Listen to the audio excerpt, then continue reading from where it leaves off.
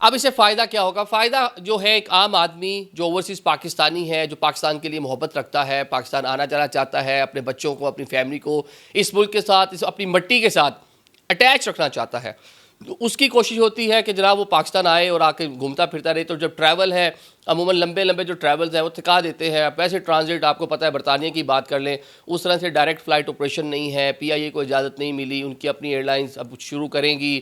British year ویز آتی ہے اسلام آباد، وہ بھی مخصوص چند فلائٹس ہیں.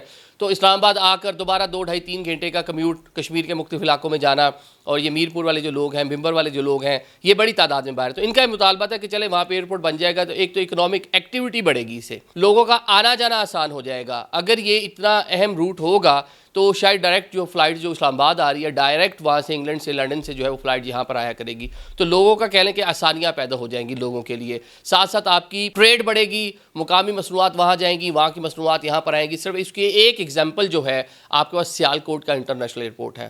وہ وہاں کی چیمبر آف کامرس نے ایئر سیال بھی بنا لی، ایئرپورٹ بھی نجی شعبے کے تعاون سے چل رہا ہے، اور کس طرح اس علاقے نے گرو کیا ہے کہ جناب اب کئی ایئر لائنز دنیا سے وہاں پہ آپریٹ کر رہی ہیں، وہاں پہ بڑا ایک فلائٹ آپریشن ہے. تو اسی طرح کی ایکٹیویٹیز یہاں پر ہوں گی.